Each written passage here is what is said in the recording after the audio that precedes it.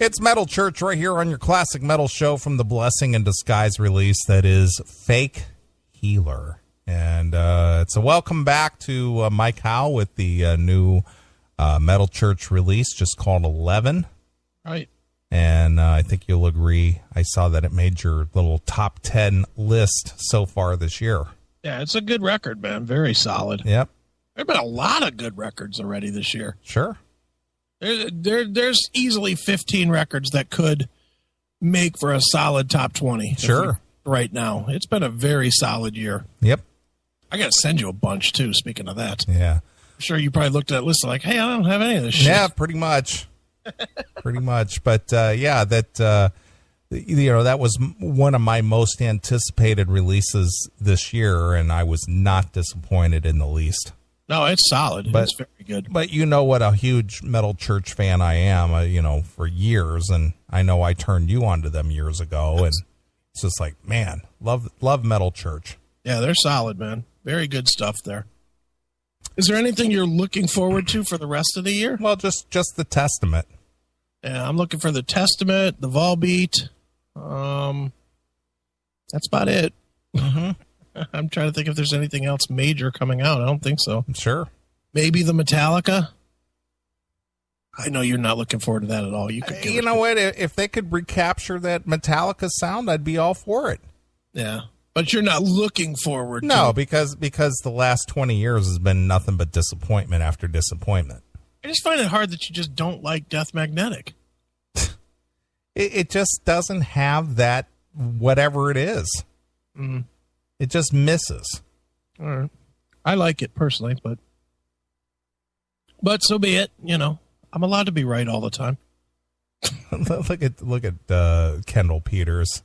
The Metal Church is inside of you, Neely. Wow. Mm-hmm. Don't even get me going down that road. All right. Well, speaking of going down that road, all right. You and I think, would agree that when a woman is not acting nutty or cuckoo or going through her nutty phase. Okay, I've never experienced that, but go ahead. There's been times I'm sure that you've had good moments with women when things were going well. If you say so. All right, I'm just going by your description, especially on that bumper I often play at the beginning of the show about, when they start getting nutty. No, I'm kidding. Yeah, it starts out well. It always starts out well. Sure. Well, there are a group of women out there who understand this. Where are they? Well, let me finish. Okay. And we know, as guys, most of us anyway, that for the most part, without sounding crass or base, we basically pay for your company. Oh yeah, absolutely. Okay, and that doesn't mean you're a hooker or you're a prostitute or anything. It's just that in the traditional dating sense, we guys are paying for your company. You're a service. Yeah, and I know a lot of women find that offensive. Tough shit. It's true, but it's true. We wine and dine you. We try to impress you. We try to take you to nice places and do nice things for you. But more often than not, not that you demand it, but it costs money. Right, of course. Okay. Now, for a guy like yourself who's been very vocal that you like the good part, but don't want to deal with the nutball part. Right. There are women out there who are willing to sell you just the good part. All right. Where's this? Meet the women who get paid to be someone's girlfriend. Okay. Throughout the 1980s, Veronica Monet worked as a secretary, an office manager, marketing rep, and a department manager, jobs in which she received rewards and raises, but that ultimately left her unsatisfied. Oh. There was no communication between the high-ranking executives and their subordinates, and those in charge expected to be served I was successful and I hated it, she said. That's sad. Then she met a woman who offered her the type of escorting wherein the client pays for companionship and intimacy as well as sex. The woman was married with 3 children and lived in a beautiful home. Okay. Intrigued, Monet decided to explore the field. The types of men Monet met through the high-end escort, who had previously expected her to bring them coffee without ever learning about her name, were suddenly courting my companionship very aggressively and paying top dollar for it. Right. They began treating Monet like an intelligent, capable colleague. While Monet's positive experience doesn't necessarily apply to the experience of all escorts, it does speak to some of the benefits of this type of sex work that can be provided. Okay. The girlfriend experience eliminates the will she, won't she inherent in traditional dating. For busy men who have time to wipe their way, for busy men who don't have time to swipe their way to the partner, but who still want romance and companionship, hitting escorts of this kind makes sex and romance efficient without sacrificing the intimacy of a conventional relationship. Okay. And while there can be negative aspects for some providers, it allows for a flexible schedule and a reliable source of income. So you can pay, and instead of just paying to fuck them, you're paying to like watch a movie with them first? Yeah, you can pay to have the good girlfriend experience. So she'll make you some dinner, watch a movie, and suck dick. More or less, yes. And then go home. More or less, yes. Oh, this does sound pretty good. Yeah, it's called the girlfriend experience. Like it. What is the girlfriend experience? That's what I'm wondering. Marquet van der Velden runs Society Service, which provides the girlfriend experience to clients around the world. Wow. She explains it can mean anything from companionship to a massage to something a bit more naughty. Nice. One former escort, Celine Bissett, says that the phrase is used simply to define the types of sexual services that are offered. According to Bissett, it is commonly used to subtly and discreetly communicate that the escort offers French kissing and blowjobs without condoms, or DFK and BBJ, respectively. Blowjob? Mm-hmm. What's the other one? It is subtly discreet communication that the escort offers French kissing, deep French kissing, that's DFK. Okay. And blowjobs without condoms, that would be BBJ. Like it. Mm-hmm. All right, this sounds pretty good. Yeah. Sure. Cheap. Well, right. Often, girlfriend experience dates look much like traditional ones and therefore can include anything from dinner to trips out and abroad. Right. On Society Service, the average booking includes a romantic dinner date before the escort and her client retreat to the bedroom. So you can kind of hang out, chit-chat a little bit, right? Go to bed, fuck the shit out of her, bang her out, send her home. Send her home. Like it. Former escort and author Rebecca Dakin had such an experience that she went on everything from weekend getaways to days at the horse races. She traveled often, visiting cities including Hong Kong and Dubai. Laura Lee, who was employed off and on as an escort for 22 years, wow, said that her clients paid her for things like kissing, cuddling, hugging, and PDA. Wow. Bissett spent a lot of time simply talking and even attending plays and concerts with her clients. So it really more or less is a girlfriend without the fighting. That's it, the girlfriend experience. Yeah. But I mean, it's a total package, like you could have her like every time you're in that city. Yeah. Yeah. She comes and she dresses nice and looks nice, and you don't have to sit there and wonder if you're going to get blow job or if you're going to get to bang her, because that's just included. That's just expected. It's almost like having like one of them Russian brides. Yeah, except you're not legally tied to them. Yeah, I like this. Mm-hmm. Sounds good so far. Sure. In fact, most of Bissette's clients desired something more intimate. They wanted to see me many more times and build up a foundation and trust that could develop into something resembling a real romantic relationship. She said her clients wanted to get to know her on a personal level in an effort to break down the barrier that money can create. Okay. In fostering such a familiar atmosphere or offering more intimate escorting services can encourage repeat customers. Bissette had customers she saw several times over a span of years, with one customer seeing her regularly for nearly a decade. Wow.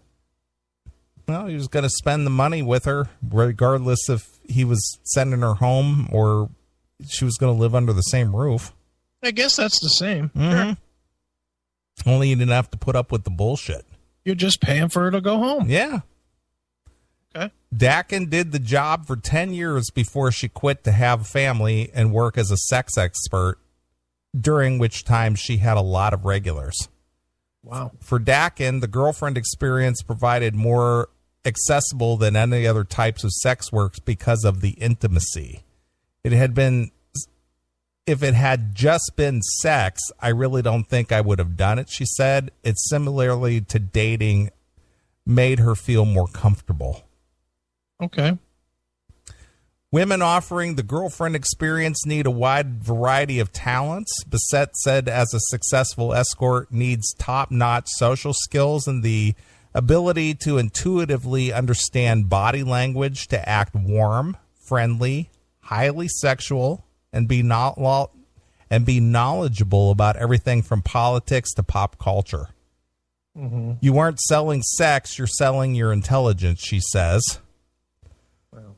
Bissette's clients also wanted the experience to be authentic. They seemed really hopeful that I would genuinely enjoy our time together, she said. Dakin thinks that one reason why her clients preferred the girlfriend experience over the other forms of paid sex, they weren't looking for a quick release. They wanted to feel like it was as real as it can be.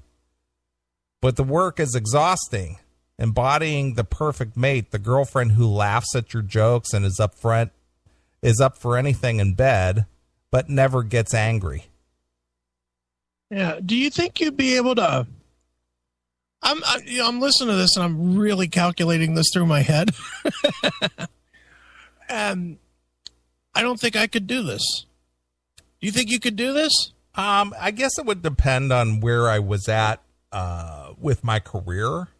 Yeah. If I was like a busy, say, multi-millionaire, mm-hmm.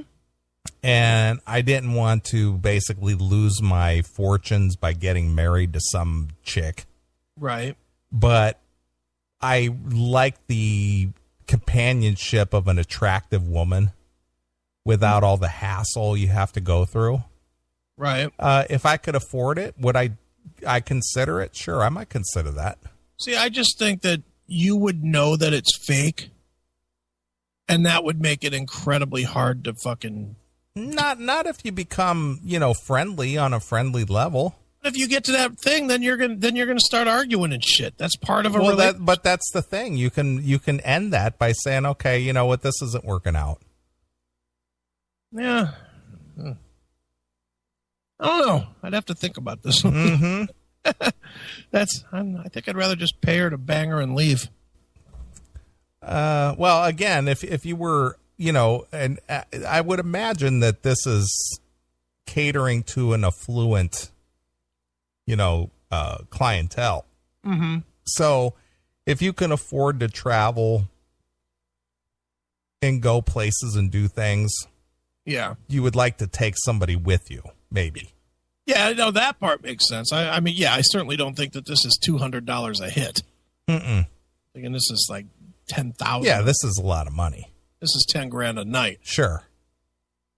But if you're making millions a year, if you're, like a stockbroker or something, mm-hmm. maybe you're, your income is in the 2-3 million a year, 10,000 a night is nothing. Yeah, that's just cost of doing business. Sure. So anyway, getting back to what she said, the work is exhausting, embodying the perfect mate, the girlfriend who laughs at your jokes and is up for anything in bed but never gets angry. It requires some degree of acting. Though Dakin preferred the girlfriend experience to shorter ASSIGNATIONS.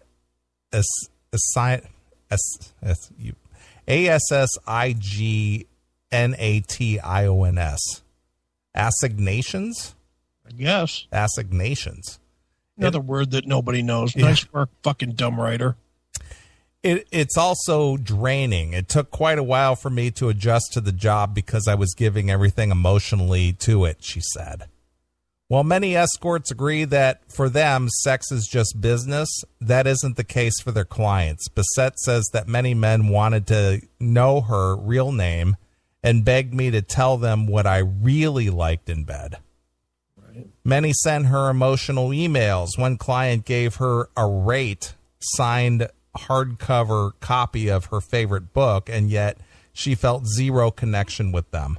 These gifts and compliments were nothing more than positive feedback on my performance. Right. Showed up on eBay the next day. Yeah. Dakin had similar experiences. Men, especially single men, tried to help her with things like building a website in an attempt to get involved in her real life. I had to learn to put the boundaries in place, she said.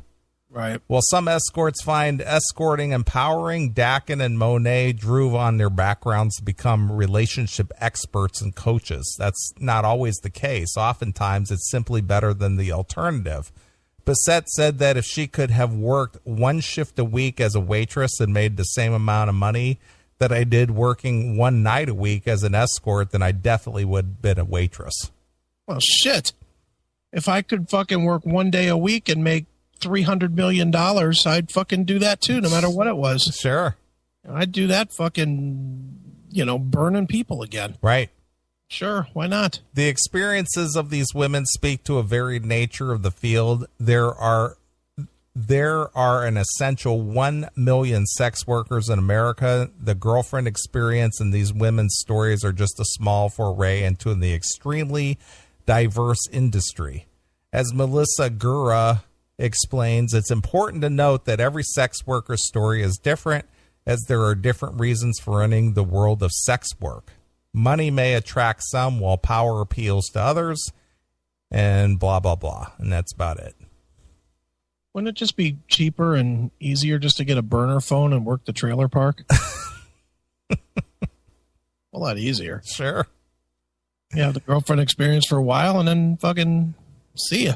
Right. Well, I guess some people would prefer the consistency, maybe. Yeah, but I don't know. I like the trailer park idea. You literally can fucking please her for months by taking her to Applebee's. Sure. Gee whiz, a real cooked meal. Right. They're happy. There you go. You just get a burner phone, and once you're done with her, you throw the phone away. Right. $40. Yeah. Get me a drink. Yeah, give me a drink. Of course, that's who you're dealing with in the park, too. Sure. Bunch of fucking uncouth cunts. That's more or less it.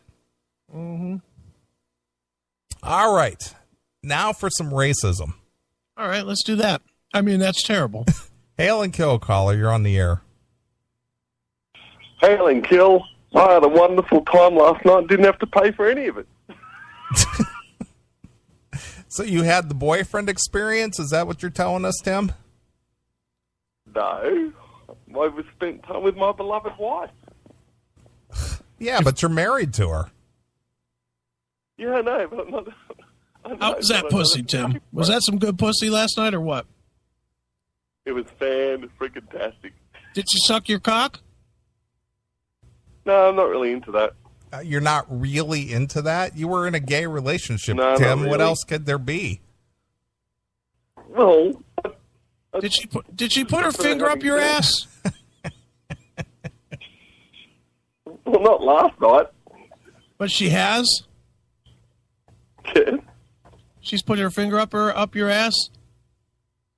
Yes. When she pulled it out, did she fucking give herself like a dirty Sanchez? We have a wonderfully fulfilling relationship. Yes, okay. Well, I'm That's the standard married line, yes. So, Tim, when you were banging her last night, how many positions we talking? 3. 3?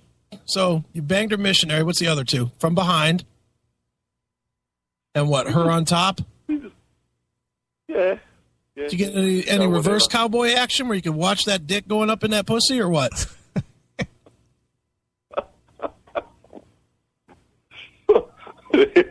If I try to do that, I'll fall over. So what's she packing, Tim? Has she got like a big old bush, or she got like a Brillo pad, or she shaved that shit? Just say, for the forest, for the trees is a good thing. So you like the big old fucking bush, huh? If Bush had been here, I would have voted for him. So Tim, how'd that pussy taste last night, huh? Did you put your tongue in there? Tastes like chicken. Tastes like Tastes chicken. like Come on, chicken. Tim. Did you put your tongue in there? Of course. Of What course. do you think this is? After you were done eating her out, did you go right for the kiss or not? Or did she make you wipe your face? No, I didn't have to wipe my face. It's kind of gross, Tim.